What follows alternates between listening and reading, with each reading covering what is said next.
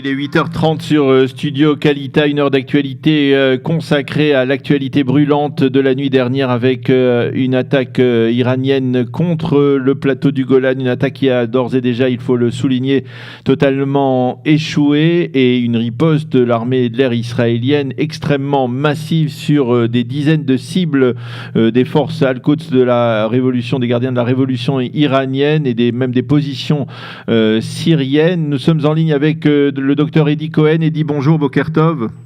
Bonjour. Merci d'être avec nous ce matin. Je rappelle que vous êtes orientaliste, spécialiste de la Syrie et du Liban. Alors, tout d'abord, cette riposte massive de l'armée de l'air israélienne était attendue. Nous en avons parlé avec nos spécialistes militaires, mais avec vous, je voudrais essayer de mesurer les conséquences, les répercussions d'une telle attaque. Est-ce que l'on peut envisager que, on va dire, le coup très dur porté par l'armée de l'air israélienne aux positions iraniennes en Syrie remette en cause la présence iranienne en Syrie? Oui, tout d'abord, je vais vous dire honnêtement ce qui s'est passé hier, cette nuit, c'est un échec. C'est un échec iranien. Les Iraniens voulaient se venger de nos attaques en Syrie. Il y avait eu plusieurs dizaines ou même une centaine de dégâts iraniens ces 3 dernières semaines. Oui. Et oui, la présence iranienne en Syrie nous inquiète. Les Iraniens veulent transformer la Syrie comme c'est passé au Liban. Ils sont en train de construire des milices pro-iraniennes pour lancer des missiles vers Israël. Mais grâce à eux, hier, notre riposte a été très grave. Et selon le porte-parole de l'armée, aucun missile n'a touché le sol israélien. Oui. On a parlé d'une vingtaine et aucun missile n'a pas causé des dégâts ni en personne ni en armée. Mais est-ce que, je repose ma question, est-ce que vous pensez que après un tel coup, les Iraniens vont réfléchir à 2 fois avant de continuer leur implantation dans le territoire syrien? Je pense qu'ils vont continuer de nous nuire, d'essayer de causer des dégâts israéliens. Mais indirectement, les Iraniens sont lâches. Ils font pas ça. Ils font ça de la Syrie. Ils veulent convaincre le Hezbollah ou ordonner Hezbollah de lancer des missiles. Oui. Et ils font pas ça directement. Mais malheureusement, je pense qu'ils vont continuer de lancer des... Vous parliez du Hezbollah. Est-ce que vous envisagez un cas de figure où c'est effectivement le Hezbollah qui prend la relève des gardiens de la révolution et qui pourrait tirer à partir du territoire libanais des missiles en direction d'Israël? Oui, c'est ça. Le Hezbollah, c'est un proxy des Iraniens. Mais pas non seulement le Hezbollah, il y en a une dizaine de milices chiites en Irak. Oui. Et toutes ces milices chiites sont prêtes à tirer. Elles ont les moyens de tirer en direction du territoire israélien? On voit très bien ce qui se passe en Yémen. Les Houthis, c'est aussi une milice pro-iranienne. Elles lancent les missiles vers l'Arabie Saoudite. Ils peuvent venir vers le Golan et s'infiltrer.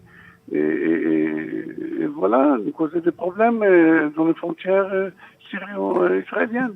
De quelle manière les élections, les résultats des élections libanais, des élections au Liban en début de semaine peut avoir un impact sur ce qui est en train de se passer sur le plan sécuritaire dans la région, en Israël et donc le long de la frontière israélo-libanaise? Est-ce que on peut envisager que le Hezbollah, sorti, on va dire, gagnant de ces élections, eh bien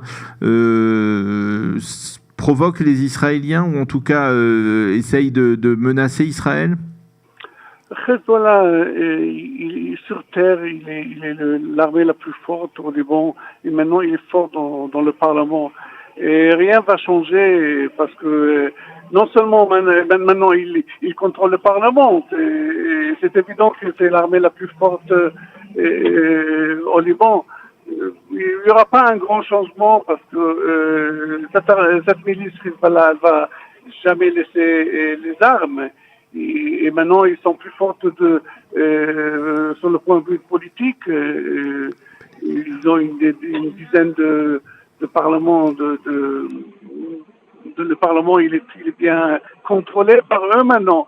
Mais sur le plan militaire, ils ont toujours été les plus forts.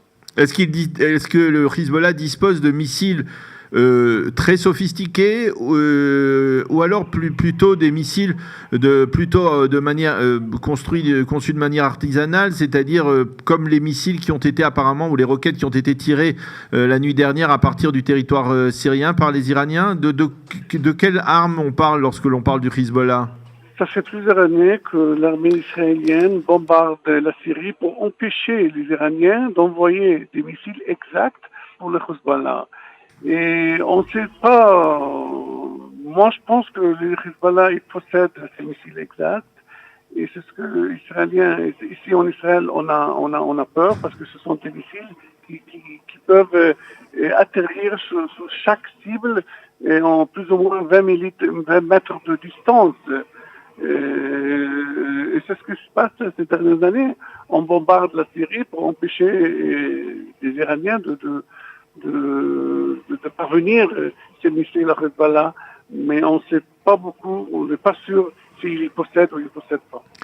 Eh bien, Eli Cohen, merci beaucoup de nous avoir éclairé donc sur cet aspect donc de ces événements qui se passent donc sur le territoire syrien, également peut-être aussi donc au Liban avec ces derniers développements. Une semaine, on peut le dire, extrêmement mouvementée au Proche-Orient avec les résultats des élections au Liban, la situation donc en Syrie et puis donc ces attaques de la nuit dernière.